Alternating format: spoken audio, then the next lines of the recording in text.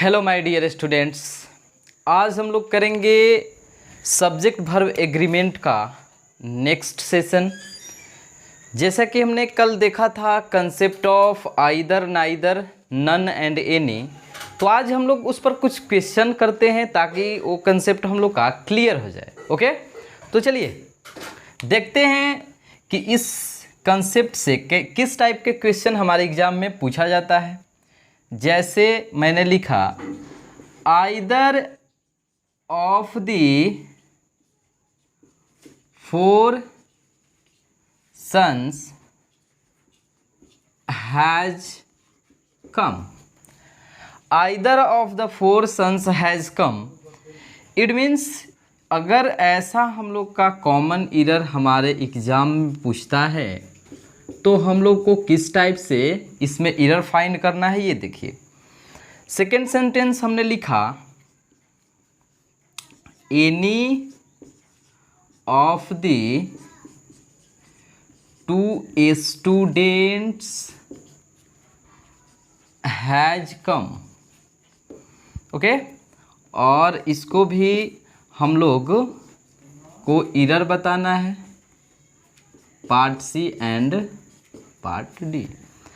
Either of the four sons has come, इसमें हमारा error यह है कि यहाँ सन्स कितने हैं जी, 4।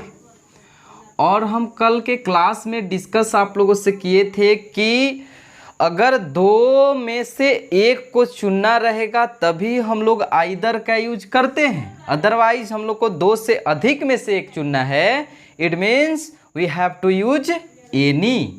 किसका यूज हम लोग को करना पड़ेगा, एनी का।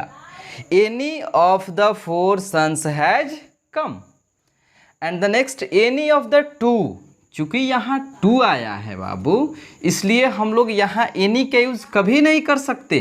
जब भी करेंगे तो आइदर का यूज करेंगे। किसका यूज करेंगे, आइदर का। नेक्स्ट एग्जाम्पल है neither of the four sons looked after him, यानी 4 बेटों में से कोई भी उसका देखभाल नहीं किया था।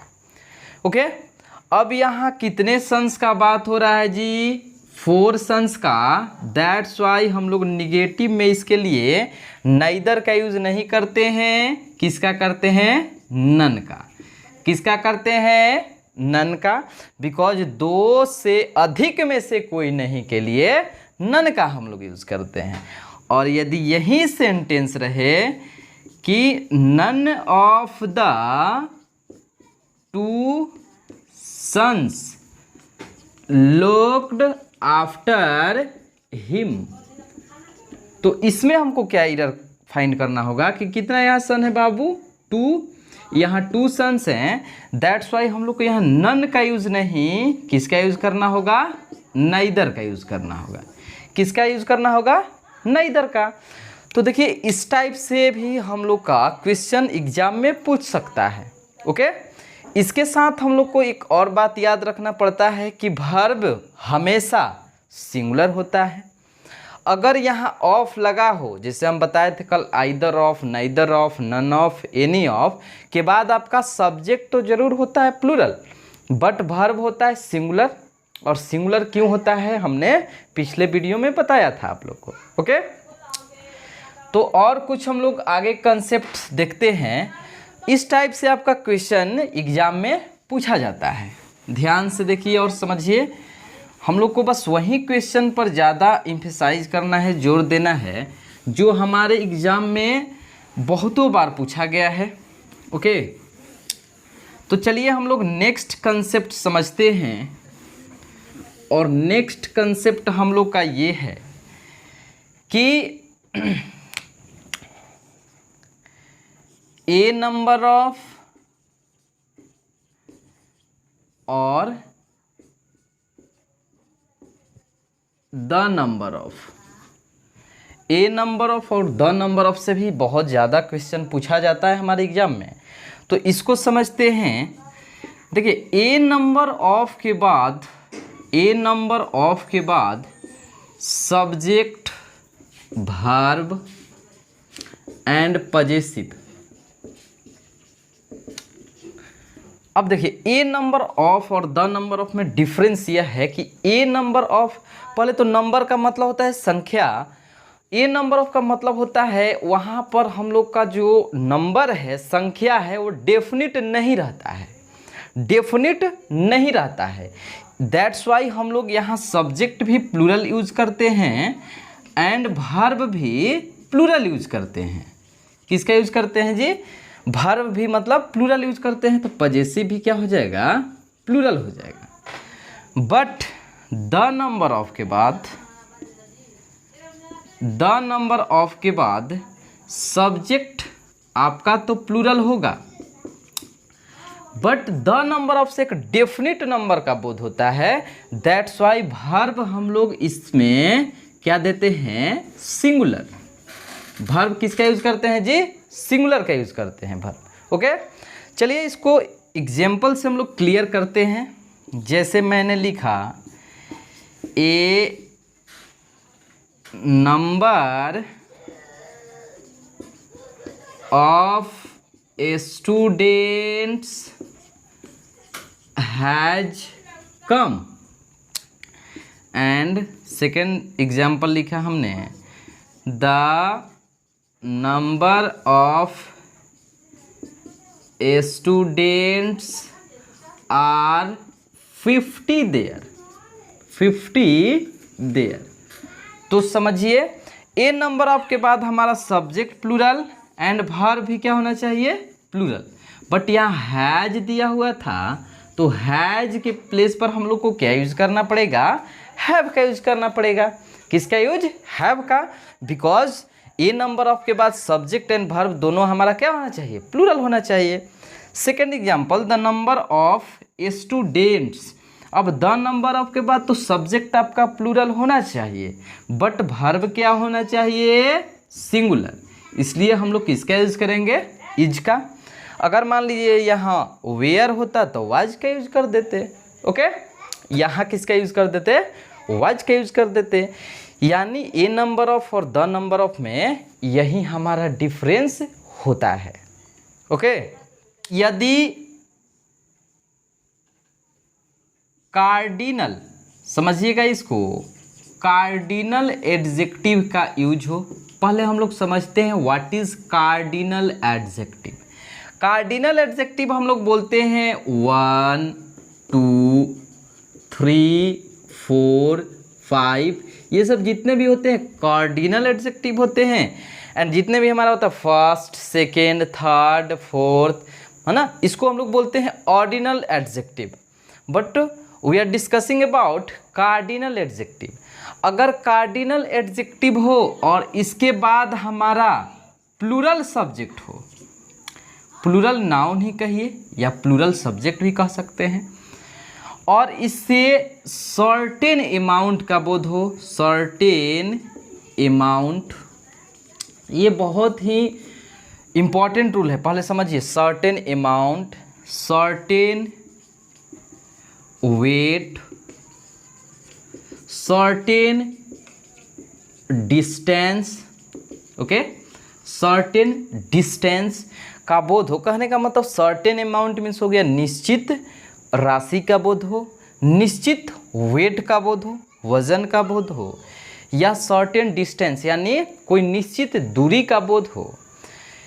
तो इसके बाद जो हम लोग वर्ब का यूज करते हैं, इसके बाद जो वर्ब का यूज करते हैं वो हमारा वर्ब होता है सिंगुलर। कौन सा वर्ब होता है जी? सिंगुलर। जैसे इसको अच्छे से एग्जाम्पल से समझते हैं। देखिए एग्जाम्पल, मैंने लिखा यहाँ 10 kilometers are a long distance to cover on foot. यानी 10 किलोमीटर की दूरी पैदल क्या है हमारा? एक लंबा दूरी होता है। ओके, ऑन फुट मीन्स याद रखिएगा, इसका मतलब होता है पैदल। ओके, तो देखिए माय डियर स्टूडेंट्स कि 10 इसमें हमारा क्या है जी, कार्डिनल एडजेक्टिव है। इसके बाद अगर प्लूरल हमारा सब्जेक्ट का भी यूज हो, ओके, तो वर्ब यहाँ हमारा क्या यूज होता है, सिंगुलर। सिंगुलर इसलिए यूज होता है बिकॉज इससे सर्टेन क्या है, ये सर्टेन डिस्टेंस का बोल रहा है कि 10 किलोमीटर, इसलिए हम लोग आर के प्लेस पर इज का यूज करेंगे। किसका यूज करेंगे जी, इज का यूज करेंगे। ओके, 5 किलोग्राम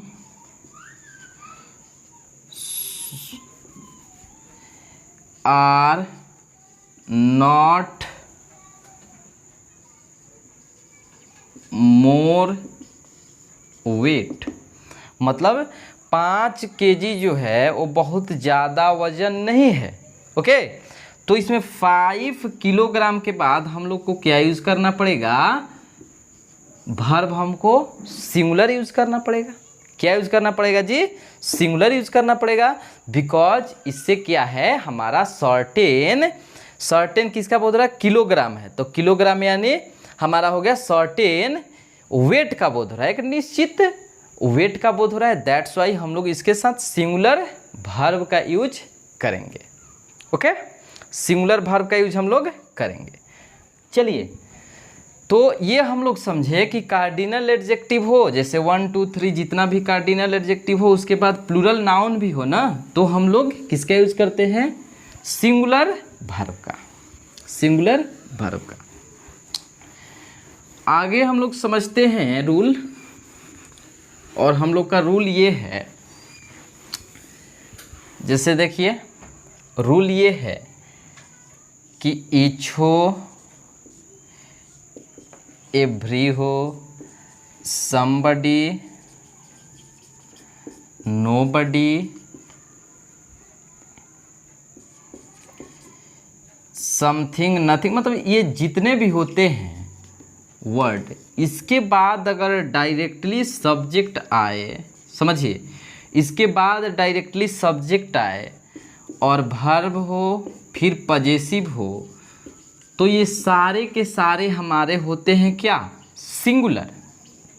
क्या होते हैं जी, सिंगुलर होते हैं।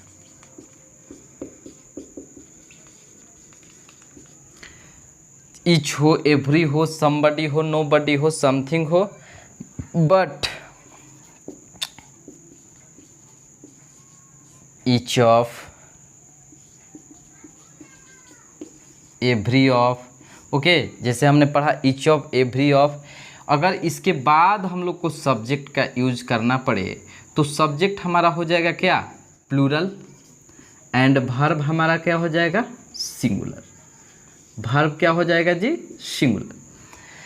देखिए, अगर ईच, एवरी, समबडी, इसके बाद कोई डायरेक्ट सब्जेक्ट आया तो सब्जेक्ट एंड वर्ब दोनों हमारा singular, but each of, every one यानी एवरी ऑफ, ये सब के बाद अगर आपका सब्जेक्ट आए तो प्लूरल, लेकिन वर्ब भी यहाँ भी सिंगुलर होता है। जैसा कि हमने बताया था कि ऑफ लगा है और इससे पहले वाला मेन सब्जेक्ट है, और मेन सब्जेक्ट यहाँ क्या है, सिंगुलर, और यहाँ भी सिंगुलर। दैट्स वाई हम लोग वर्ब क्या यूज करते हैं, सिंगुलर। जैसे देखिए एग्जाम्पल से समझते हैं, each boy is doing their work. अब देखिए ईच के बाद हमारा सब्जेक्ट क्या है, सिंगुलर है जी, सही है। वर्ब भी क्या है, सिंगुलर है, यहाँ भी सही है। डूइंग, बट यहाँ पजेसिव में गलती है, देयर तो हमारा दे का होता है ना जी, हमको चाहिए क्या, सिंगुलर, हमको चाहिए सिंगुलर पजेसिव। दैट्स वाई हम लोग हिज का यूज करेंगे। किसका यूज करेंगे, हिज का। अगर एक और एग्जांपल ले, each of the boys are very intelligent. Each of the boys are very intelligent, तो ईच ऑफ के बाद आपका सब्जेक्ट तो प्लूरल होगा, बट वर्ब क्या होगा, वर्ब सिंगुलर होगा, इसलिए हम लोग आर के प्लेस पर क्या देंगे, इच देंगे। तो ये बहुत ही छोटा है बट बहुत इफ़ेक्टिव रूल है कि ईच एवरी, ये सब के बाद डायरेक्ट अगर आपका सब्जेक्ट आए तो सिंगुलर का यूज़ करते हैं, सब्जेक्ट एंड वर्ब दोनों। बट इसके बाद ईच ऑफ या एवरी ऑफ ऐसा करके आ जाए तो सब्जेक्ट तो प्लूरल होगा बट वर्ब हमारा क्या होगा, सिंगुलर। बट वर्ब क्या होगा, सिंगुलर। इस पर बहुत सारे क्वेश्चन होते हैं, है ना, इस पर बहुत सारे क्वेश्चन हमारा बनता है। तो आप लोग इन सारे रूल को नोटबुक में नोट कर लीजिए ताकि कहीं भी आप लोग को प्रॉब्लम ना हो, कहीं भी प्रॉब्लम नहीं हो। देखिए नेक्स्ट रूल हम लोग समझते हैं।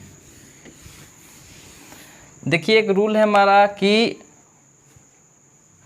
वन का जो पजेसिव हम लोग लिखते हैं, समझिएगा, वन का पजेसिव हम लोग हिज नहीं लिखते हैं, वन का पजेसिव होता है वंस। क्या होता है जी, वंस। इससे बहुत कई एक बार क्वेश्चन पूछा है, जैसे देखिएगा, one should keep his promise, है ना, one should keep his promise. तो वन शुड कीप, अब यहाँ वन का हमको पजेसिव हिज करके देता है बट ये एब्सोल्युटली रॉन्ग है। वन का पजेसिव क्या होना चाहिए, वंस। वन का पजेसिव क्या होना चाहिए, वंस। ये बहुत देखने में छोटा है बट इससे कई एक बार क्वेश्चन पूछा है, बहुत बार क्वेश्चन पूछा है। ओके, तो यहाँ तक आप लोग देखें कि वन के बाद हम लोग पजेसिव किसका यूज़ करते हैं, वंस का करते हैं। ओके, तो चलिए आज के लिए बस इतना ही। और ये देखिए इससे पीछे भी हमारा 2 सब्जेक्ट वर्ब एग्रीमेंट का वीडियो है। अगर जो स्टूडेंट उस वीडियो को नहीं देखे हैं प्लीज़ उन दोनों वीडियो को देख ले ताकि सारे कंसेप्ट आप लोग का क्या हो जाए, क्लियर हो जाए। चलिए आज के लिए बस इतना ही। Thank you.